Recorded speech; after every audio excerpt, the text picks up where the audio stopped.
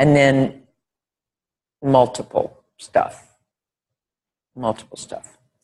And so in the beginning, I would go, they had a certain little pool of money which allowed me to go maybe 4 or 5 months a year for a couple of days a week, and then until I used up the money. And I would get certain kids on my, sort of say, caseload. It's, the schools and the clinics and everything, they're not the greatest environments to work in institutions because they give you one kid for half an hour and another and another. And it's just, it was exhausting. It was intense, exhausting, and it was for the kids too because they all had like 6, 7 specialists. I mean, they just went from one to another. Very high ratio of staff to kids. And so in the beginning, I was kind of hypothesizing. I think my biggest plus that I had going for me is that I'm mimetic. So the way I take things in is like the rhythm of the person. I can imitate people. I can't imitate speech that well, actually. I'm not good with accents, but the movement, I could kind of imitate the kids. I mean, not in front of them, of course, but.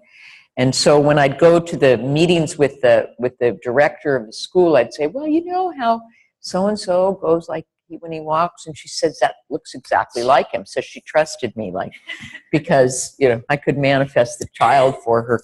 But at any rate, so a lot of these kids, a huge proportion, it turned out, had very strong differences between the right and left side of their body or their selves. And what's the one? Actually, there were some new diagnoses that got very popular before I left. One was called nonverbal learning disorder. Those kids were really trippy because they were clumsy, they bumped into things, they had visual spatial, but somehow they were precocious verbally. Because they'd compensated. We all do. I mean, we're all learning disabled, by the way, so don't worry about it. Moshe said we're all brain damaged. So if you talk about a brain damaged person or non-brain, I mean, we're all brain damaged. So these kids were just had this stuff, right? But, because some of you maybe had to go through that yourselves with learning differences. So now, so the nonverbal learning disorders really, they were verbally precocious, really chatty. And these kids were amazing because you'd go in, like one of these kids, I remember I'd go in to give him a lesson on a Monday. He'd say, so, how are you? Like an 8-year-old kid, how was your weekend? Did you do anything fun? This is how he's talking to me like we're at a cocktail party together or something. Went to the movies. The movies! What movie did you see? Like they just really could engage verbally in this very kind of sophisticated level. But physically, they didn't know what the hell was going on. So a certain number of these kids would be like, yum, bum, bum, bum, bum, bum. And then then I was imitating that, and I was trying to think like, well, no wonder you trip. No wonder you would trip on yourself. I mean, literally, because they would have the right foot in front of the left foot and practically trip on themselves. And then, of course, the head would be on a tilt. And then I don't know what that would do to the vestibular system. I wouldn't want to be going through life like this particularly. Because I feel it right here. It makes me kind of nauseous walking around like that. But at any rate, so, but again, you see, it can never be one place. So if I do this, and then I do this, and then I do this, it's going to be a pattern. It's going to be, and then what about my eyes, right? What's going on with my eyes? And then what's my visual spatial? So if I'm like this right now, actually nothing is existing over here at all. I have a world to the left of me and you guys are gone, right? So developmental optometrist, tell me your name again. Priscilla, yeah. So this is, Priscilla was saying she's a developmental optometrist, so she knows about if you don't crawl, if you don't weight bear, if you don't lie on the stomach and lift your head to the horizon, what happens to the eyes? Do you think of it like that? Do they get to look far away or not, or those kind of things? Or a dominant eye? Do you have kids where, do you ever test for like the difference between the way the two eyes function? In lots of different ways. Yeah. So anyway, I was very busy with this. To me, it was like a koan, trying to understand, what this was about and why I was seeing it so much. And I was pretty new at Feldenkrais, so I was making stuff up. So I was like, oh, they only crawled one way and they didn't crawl. Well, actually, a lot of the kids didn't crawl. But why, and then obviously, if there's that big of a difference between the right and the left, the balance function is going to be everything that they would put on a report. Problems with balance, visual, spatial. What else? Coordination. And then sitting, And then a lot of them who didn't crawl, then they didn't have, like there was one kid, these were my first cases. I'll come back to the right-left thing in a minute, but this kid was, he walked like this.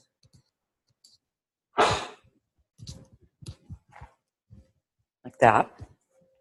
And when what would you want to do with me if I were, what could you do to help me, let's say, have a better adaptation to gravity?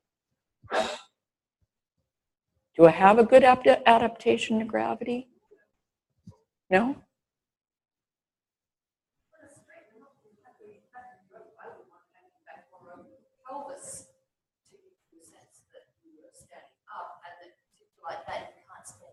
Well, why do you think I'm like that? What do you think in terms of my development I might have missed? What kind of ATM is kind of calling out here that would help me? Monkey bars. Is that what you did your first 6 weeks of life? You were on the monkey. Charlie, is your little boy doing monkey bars yet? Well, yes and no. Yes, he would be very weak on the monkey bars. And actually, that would be the kind of thing that somebody, an adult would come. I had somebody like this, an adult man who was obsessed with lifting weights because he wanted to get his arms strong. But the problem was, it didn't matter how much weights he lifted, because that's not what the problem was. It was going way back to something much more fundamental in himself that he was trying to, where he needed to be strong. And he kept thinking if he could just get his arms strong enough. But yeah, Jane.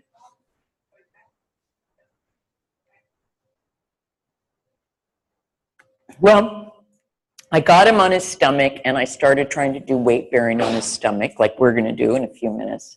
You're gonna just be dying to do this work on the stomach. But anyway, so I got him weight bearing, lift his head, try to get this more of a curve, have his eyes oriented to the horizon.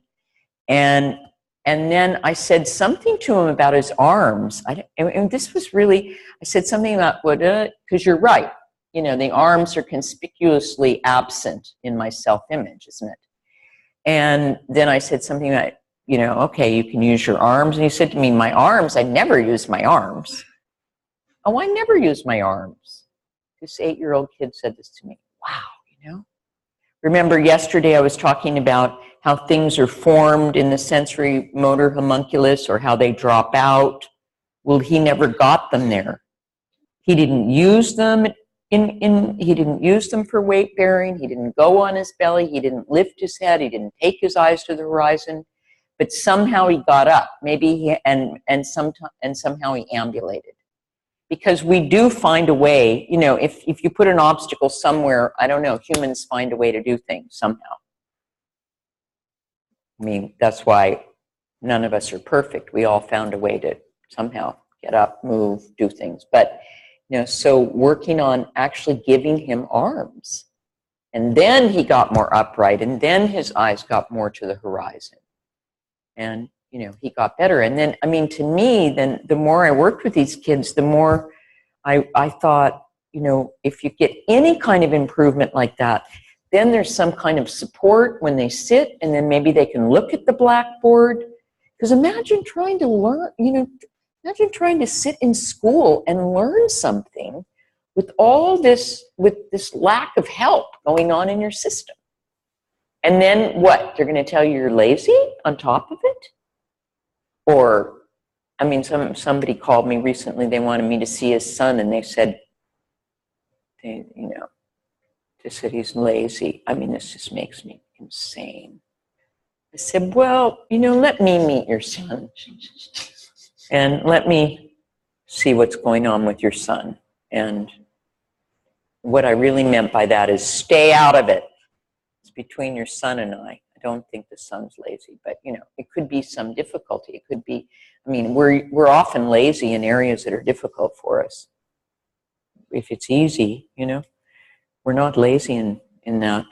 So, okay, so that was the beginning for me of realizing that if we don't, somehow in development, if we really skip certain things, no, that's a real blind spot, and you don't really know that you've skipped it. You just function with everything being about legs and whatever he was using. And I mean, I had an adult recently, like 40-year-old person, you know, the arms really weren't there. And again, of course, he was doing all sorts of strength training, but the connection developmentally, the way he used it, it wasn't there. So these things I find really, really interesting. And I find it so interesting that Moshe had this idea, particularly in the Amherst training, to start with what he did with you in the first month, because I'm pretty sure Julie followed that with the eyes, with the sucking, with the crawling, with the lifting of the head, with all these tiny little things, for instance. And you probably found, for instance, how many people found with that work that your eyes didn't like to go in some directions and they like to go in other directions, and all these little biases in the system, you'd have no idea, and that it connected to everything else. So, you know, getting back to these kids with the right left, I was making up all different, I was trying to come up with the why. Why are they like this? And I was making up a lot of different things. And, you know, to this day, I really don't know why. I just have my hypotheses about it. But maybe there was these differences between the two sides of the brain, and then that created these differences between the two sides of the body. That's one theory. In some cases, I think, and I know some kids, they came out, and when they came out, there was just this little bit of a, and the neck and the skull and something got a little bit off, and then everything went from there, that everything else was off. And I did meet it, and I met a kid like that actually, where he had a torticollis, and I mean, his head was really like that, and he was bad at sports. And I think he probably got sick to his stomach out there as well, you know. But I mean, I did help him some. I didn't see him that long, but I was able to help him some. So, and then, yeah, so neck, or then there was a whole theory. We actually had a developmental optometrist come talk to us who said that scoliosis is caused by a dominant eye. Scoliosis just means curve in the spine. So his theory was that the world according to the eyes, right? That the child had, let's say my right eye is better than my left. Then I put the paper like this, and then I bring my right eye close to the paper to see the paper. And then in the course of that, of course, I've twisted myself. And then I end up with this thing that looks like in the neck, right? So then I guess if I And you have to work with the eyes. Or was there a curve in the spine that made the right eye dominant? And you know, it's a chicken and an egg, yeah. But if you're a specialist, you're gonna, it's the world according to whatever part, like Deutsch, those of you that have read the Deutsch book and read the Tomatis chapter, the world according to the ear, it's all about the ear, and he has some interesting ideas about that. So it's that, you know. Now, and that reminds me, that was one other thing that happened, which was that, actually I got this from Tomatis because I was telling, I don't know who, one of you I was telling, it was asking me about the Deutsch book. Was it you, Jane? I was talking to you about Deutsch? No, I love the Deutsch book. It's great. It's really helping our work. It's going to make your life as Feldenkrais teachers much easier because it's kind of out there much more. And if it's not, I'll tell you a way you can intimidate people into, you know, thinking they're really out of it because they haven't heard of Feldenkrais. But we'll get to that maybe next week. So he has all this stuff on Tomatis, and we were reading these things already 30 years ago. We knew about all this, but it's just that nobody was bringing it into the mainstream. So Deutsch is taking a lot of stuff that's been around a long time, but he's bringing it into the mainstream. So much so that last year when I was in Australia, these Deutsch books were not only hot sellers, they were all displayed by the cash registers. So that's like the main, did you know that? Did you discover that? Did they move away from the cash registers by the time you got to them? Remember, Margaret, we went to buy yours at Dyson's? Dillon's. Yeah, and in the airport, they were right. But at any rate, so about Tomatis, you know, the world according to the ears. So there was a certain number of kids that I met who had a whole series of ear infections, and they put tubes in the ears and do all these kind of things. Do any of you have kids like that? Your own kids had that, or lots of ear infections? Yeah, your children? What?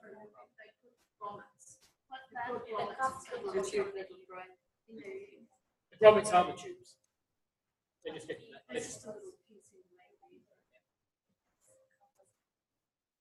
Well, at any rate, so some of these kids, I learned, you know, they'd had a series of ear infections. And Tomatis, I don't know, I don't think it's in your chapter necessarily, but he wrote this amazing, and let's say it's in the right ear more than the left, and that's the vestibular system, and that's the balance mechanisms.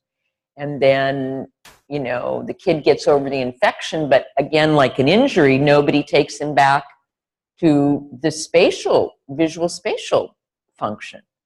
They just let him limp along and then starts tripping over himself because he's got the left ear, not the right, or all these different things. You see, the world, there's so much work for us out there. It's just unbelievable. Doesn't, you know, anything you can think of. There's so many people who need help after going through things.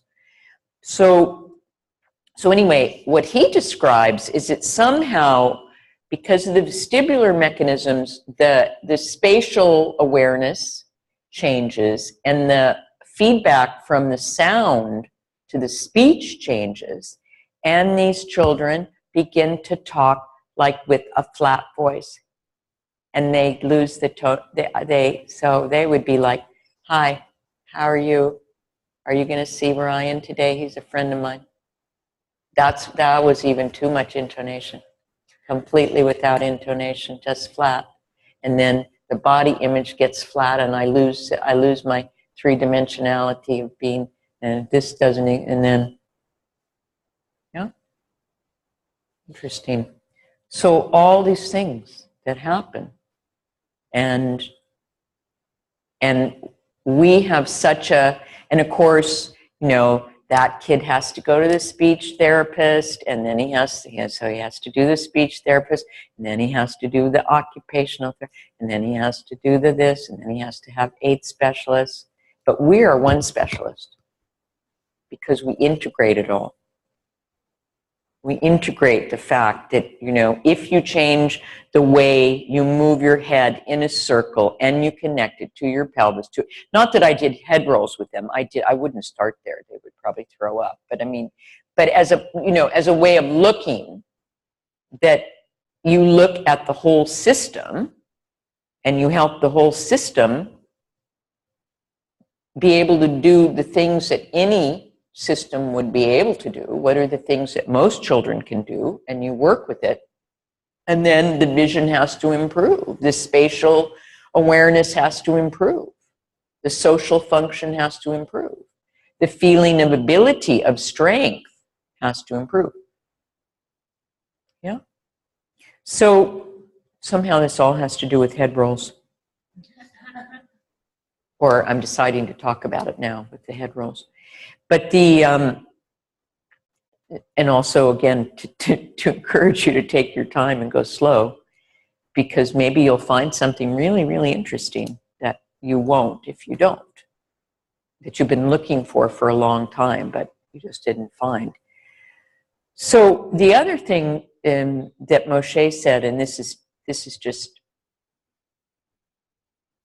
also a lot about your training that you're going through, which was, he says it in, I actually don't remember if it's Body and Mature Behavior or Potent Self, but in one of those books, I think it might be Body and Mature Behavior, he said, I never try to deal with the coordination in general or conditioning in general until I first dealt with the anti-gravity function.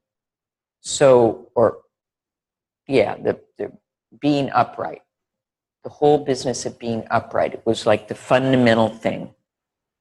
Because so many things that people are trying to get help with, for instance, at the gym and things like that, it's because of this fundamental, that they weren't on the floor long enough, or they were pushed to get up and walk too soon, or they skipped things, and then they never got this kind of what we would call ontological, I would call it ontological security. That these little insecure places in a person can be, and you can go to go to as many psychologists and psychiatrists as you want. If you don't deal with if you don't deal with what's happening here, it's never gonna make a difference. No, present company excluded. I'm talking about people that will come to you. But it is interesting, and that was part of Moshe's genius, was that he saw all that. I mean, I don't know, if he saw, what in the beginning he saw a martial arts person. I need to study the book more, but Margaret's finished it. So Margaret, please shout out if you want to add anything. But so this is a story I made up, not having finished the biography. I shouldn't dare to say anything. But I had this idea that Moshe was he was the first guy in Europe to found the judo club. And I had this idea that he was in there with these guys, like I see these guys in the Golden Gate Park, which is a big place where people do Tai Chi in San Francisco. So I see these people doing like Tai Chi. It's all from the hip joints. And I see these guys out there. They've managed to slow down, which is already a big thing for the Westerners. But then they're going, yeah, I'm doing my Tai Chi. And there's like nothing, right? It's just like they don't have it at all. And then the Asian guys are like down here. But they also have a different knee structure, the Asians, so they can do all that. But anyway, I see Moshe in this martial arts studio seeing these guys that were good at judo and these complete washouts. And imagine these uptight, Westerners that hadn't been in the 50s. I mean, see, we're so much freer. They were repressed guys. They were like smart, repressed guys. God knows what they look like, And then Moshe saying, get down on the floor, 6 o'clock, 12 o'clock, make a circle with, no, But I mean, so his thing was, okay, they're a washout, getting the movement to come from the pelvis, no matter how many times the sensei says move from your pelvis, and I can speed it up for them. I can help them feel this pelvis thing. This is my story, but pelvic clock is in one of the judo books. He did use it with these guys. This was Moshe's whole thing. So I can talk about learning disabled kids. I can talk about martial arts. I can talk about actors. I can talk about anybody I want. The question is, if they can't do something, How can we fill it in for them? What's the missing piece? That if they had it, it would make a tremendous difference for them. And how do we break it down into these steps so that they can find it? This is what we're up to. This is really what we're up to. Do you see how little it has to do with joint mobility, range of motion? Much more interesting, I think.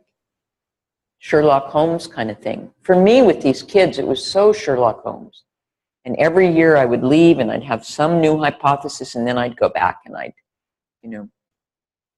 say, okay, let's try this experiment, which is what Moshe was doing his whole life. He was, he came to the end of 35, 40 years. He got to Amherst, and they haven't done well, there's some nice stuff you haven't done yet coming down the pike that he made up sort of at the end. But this whole developmental sequence he was working with at the end. He didn't have other people suck before Amherst. That was, and I told some people I was lucky enough to miss the first week of my training, thank God. Lie on the floor and suck with 200 people, no thank you. I wouldn't have liked it. But anyway. Yeah, so the way we carry the head in space, the way the head sits on top of the spine, the way we use our head, the way we don't use our head through the full range of what's possible is a major influence on our organization.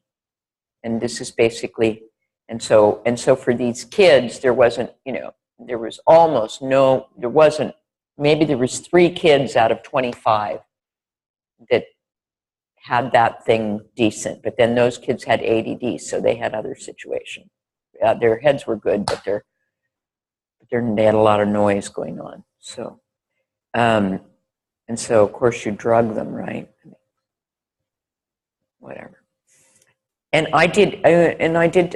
then after I was there for a while, I started trying to do ATM with the kids, and that was a whole other adventure.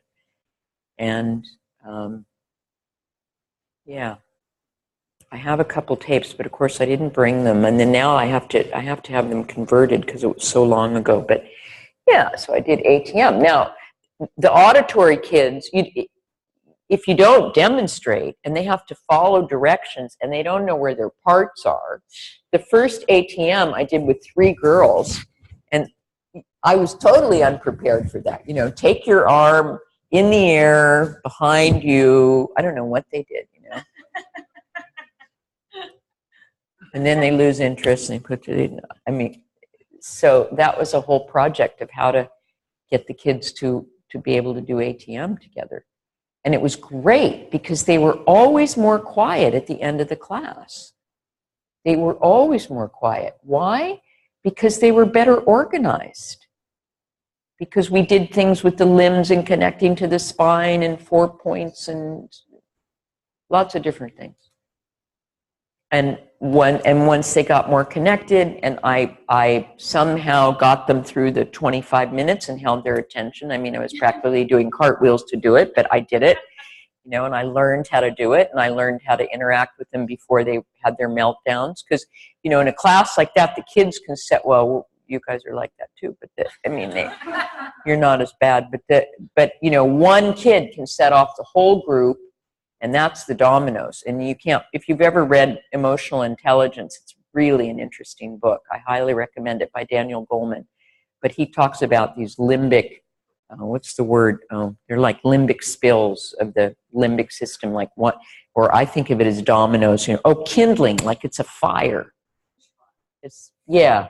So it's like the limbic spill or kindling. With certain kids with difficulties, they start acting out, and all they have to do is get past this threshold, and it's a bushfire. Yeah, they can't reverse it. So what you have to do is, at the first sign, you've got to divert them into not going there, because they won't be able to revert it. So that's tactics. Probably had to, you had to do that with your kid or something. You look very, you're thinking about something. So yeah, so a lot of tricks that you learn with that. Not just children, it's crowds too. Crowds of people. Crowds. Yeah, well, yeah, lots of stuff. But I haven't learned how to divert crowds yet. That's My crowd diversion's okay. Yeah, well, I mean, this kind of thing, yeah, but this is a very, very mature, intelligent.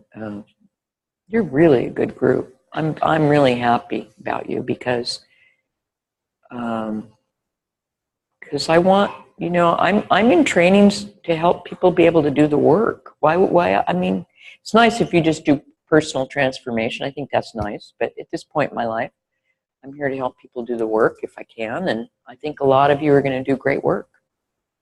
You can never actually predict, so I don't try to predict who's going to do what, because I've seen that, you know, people always surprise you.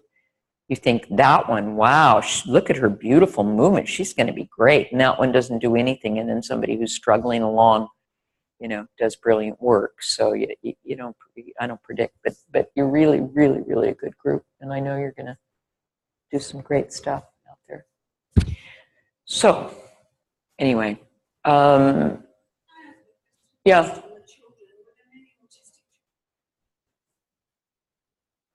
Do you want to digest your food a little bit longer? Do you want to hear a story about autistic children?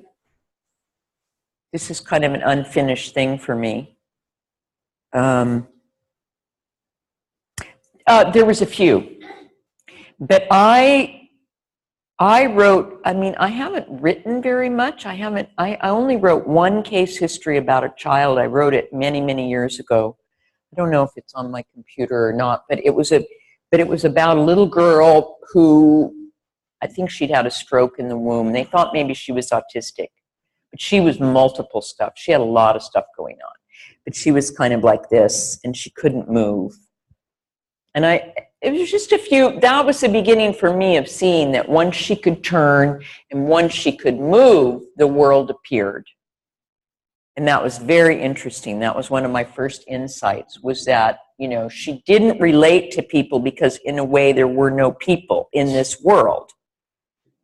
And there was no space. How do we create space? By moving through it, with the eyes. And Priscilla can probably tell us a lot. I mean, the whole thing about 3D, how that happens, is a lot to know about it, really. But at any rate, so she never turned, she never looked around, and so she didn't have that space. And realizing that was really interesting for me. That, and Moshe says it, you know, you develop, your nervous system develops in response to the environment, and the environment evokes it from the nervous system. They go hand in hand. So anyway, I just was seeing that the more she could turn and move, the more she could relate, the more the social things started to be there for her. And I had remembered this really severe autistic girl that I saw Moshe work with, and most of these videos are available for you. Her name's Allison, and what he was doing with her was he was taking her, and I haven't picked on you yet. So he was taking her in standing, actually, and in lying on the bench and in standing, and he was saying, Allison, breathe, it's okay, it's fun. Allison, are you Allison? Madavi. Are you Madavi? Are you Madavi? Madavi. Madavi. And he was turning her around her vertical axis of her spine. And I was studying this tape, like you'll see some tapes, and I didn't have the faintest idea what was going on. It was weird. This girl was going, ah, ah, and he was going, Allison, Allison, Allison. And on the table, I think he was turning her a little bit. So when I wrote the case history, I said, well, you know, I remembered this by virtue of its peculiarity, that he was linking turning around the vertical axis with the naming of Allison. Okay, that's far out. So over the years, I mean, I forgot it and I remembered it. It wasn't like I set up a school for autistic kids and went after that. But anyway, it was a point in time and a thought and an idea, and I was putting it together. And then it turns out that Daniel Stern, who wrote The Interpersonal World of the Child, also was talking about what happens when we enrolling in development. At what point in development do we get a sense of self? All kinds of, I mean, I find these theories, the way they write them, I mean, it's mostly just how clever they are discovering stuff, and they go on and on and on. I mean, I wish they would boil it down to a page, but at any rate, you got to go through 300 pages and you almost pass out. But he was busy with that. And what I'm saying is, I didn't enjoy reading all that. So, and then somebody else wrote it in a shorter version, trying to link different developmental movements with our sense of self, which is interesting. So this year, anyway, cut through the centuries. I'm not centuries old, but cut through the decades. So this year, I had one of my students was a pediatric OT, one of my graduates, and she lives in Texas. And sometimes she likes some of her people to come to California and work with me for a week or something, which is great because I can then see them every day for a week or something. And that's really fun for me. So she said, well, I'm bringing this autistic girl to you, and she's 21, and they're going to come out there. And so, like, Karin asked me, can I cure mental illness? I'm thinking, well, what do they think? I'm going to cure autism? Well, I don't know. I'll just look at the girl. So when the girl came, what was really clear to me, well, a lot of stuff was clear. First of all, I don't know how to cure autism, but what I felt in the girl, when I touched her spine, it was a jangled, there was so much noise and confused feeling going on. I don't know how to explain this because it's just coming from somebody who makes sensory distinctions, right? I've just touched a lot of spines. I mean, this isn't in analytical language. It's just like, wow, that feels really thick and unclear and noisy, and kind of there's a traffic jam, and how does she feel herself? And it's not supporting her. And very, very, very soon, I mean, I felt that she never crawled. I felt the likelihood that she never crawled was extremely high to the extent that I can know that. So, of course, I asked the parents. No, she never crawled. The arms, she doesn't do a lot of stuff. She's very stereotypical. What she's brilliant at, absolutely brilliant, is repeating commercials. So anything you say, if you say, you know, just say something, I'll see if, I don't know if I can do it, but Friday, TGFI Friday, special, 4 o'clock. Get your pizzas. Come pick it up, 2 for 1. I mean, just like whatever you would say, she went into a commercial, which she had by heart. I mean, she had a photographic, auditorial or something thing about repeating commercials. And that's also a little bit echolalia. I mean, you say, Friday, Friday, Friday, Friday, TGFI Friday, you know, echolalia just means echoing. So at any rate, I liked her. And she'd done, you know, they'd done a lot of work with her. I mean, she wasn't one of these screaming at the top of your lungs autistic kids. But so mostly the first week they came, I was doing a lot about the function of the arms, to get her to feel her arms, to get her to feel her spine, to get her to connect her arms to her spine, weight bearing. And then they took her home, and the mother wrote and said, you know, they had gone to the doctor. The doctor noticed a lot of differences in her, that she was engaging socially more, and that some of the fine motor, she was coloring more. Well, that doesn't surprise me. But the social thing was interesting. She was more involved there instead of all, you know. So then they brought her back again this fall, and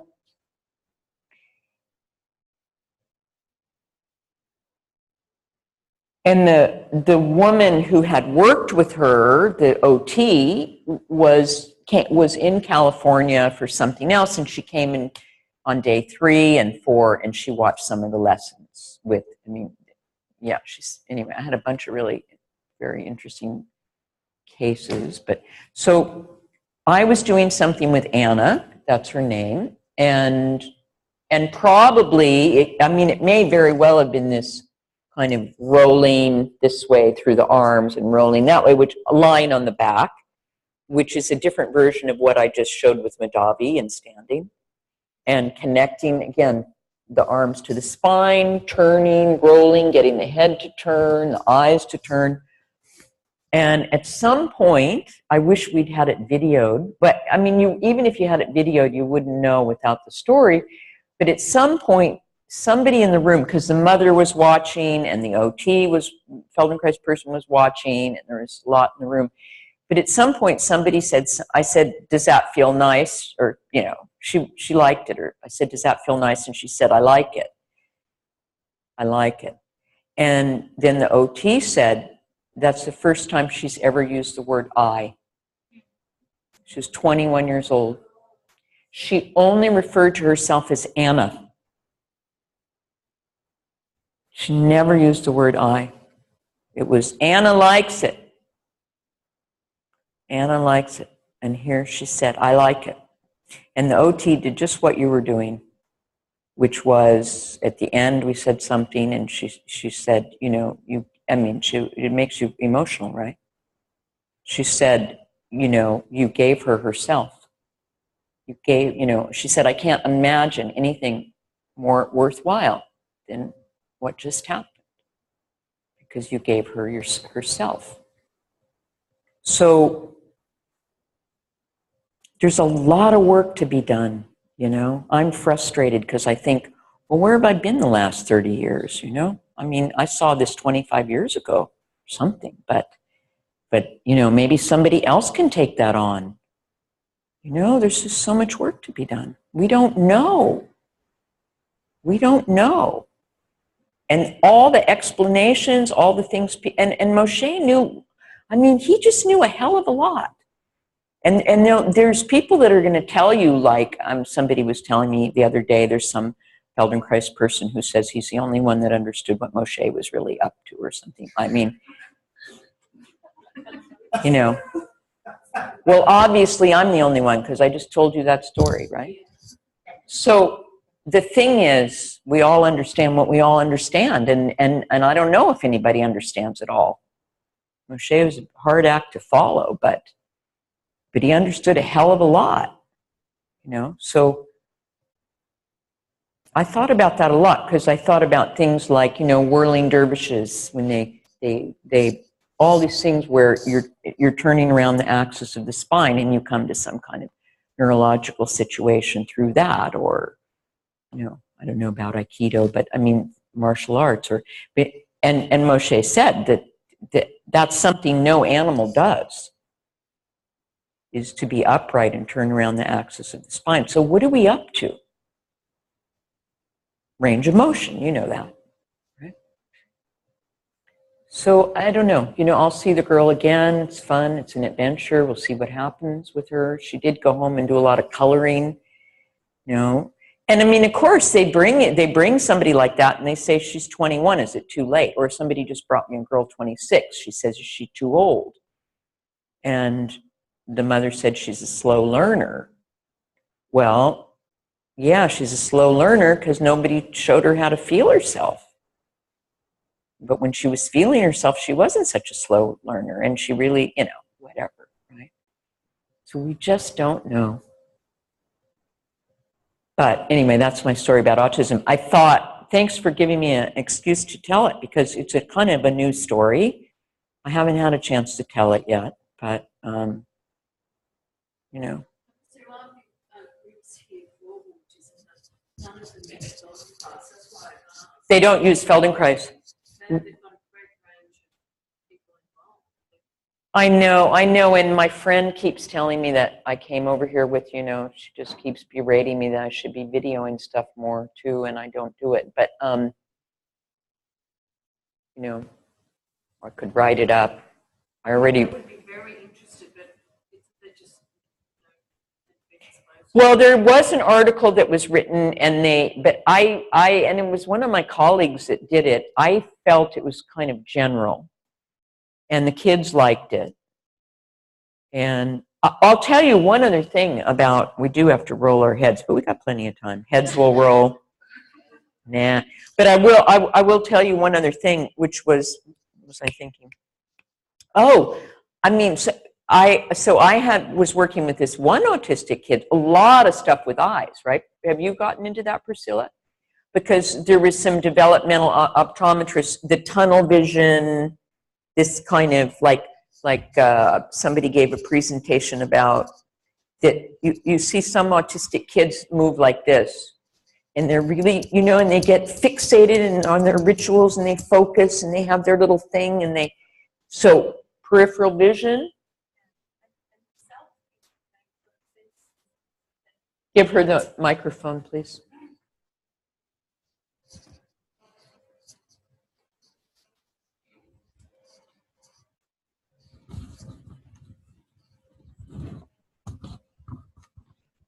I hope it's important enough now. The self thing really makes sense.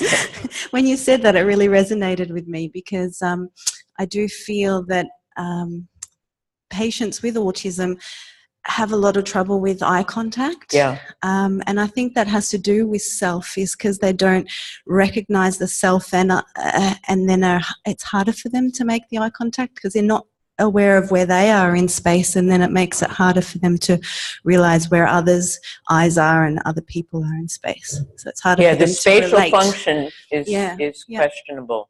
Yeah. And, you know, just the sense of body boundaries, a lot of stuff. I think, you know, I kind of think of it like with a lot of these kids with difficulties, I think of it like kind of being put in an austerizer and then the switch is turned on. That's, you know, that there's all this stuff coming in, but it doesn't make any sense. Yeah. It's not sorted. It's not. With this particular girl, like the first week I worked with her, and then I'll tell you another, well, like with Anna, the amount of time I spent just touching on either side of her spine was enormous. I've never worked with anybody like that ever.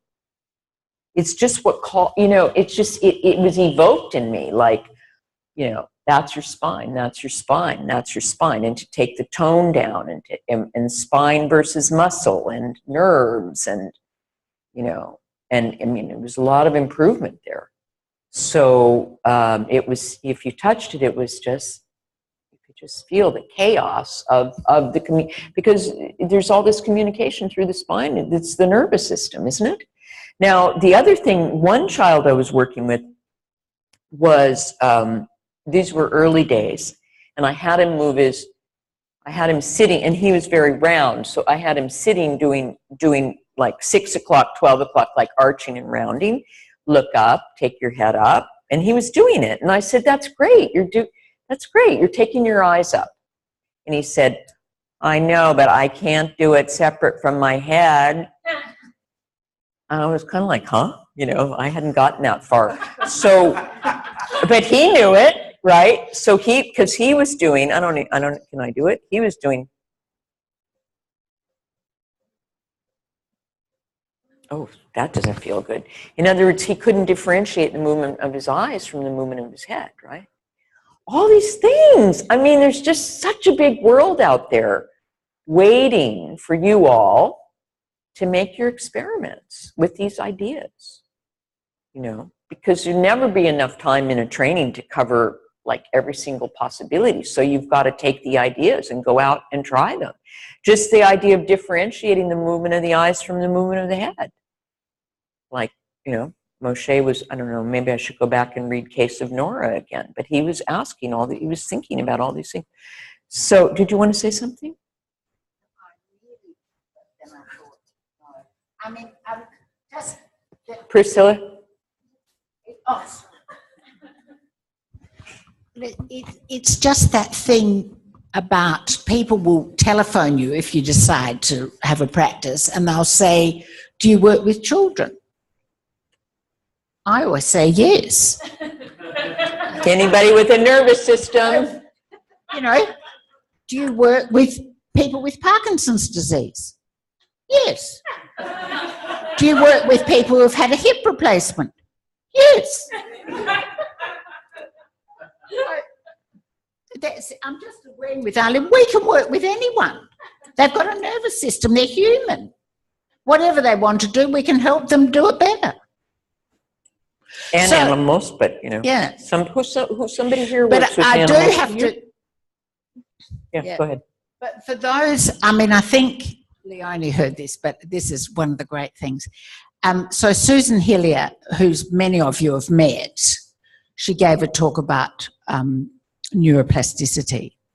Anyway, she said the thing that irritates her most is people ring up and say, do you do neuroplasticity?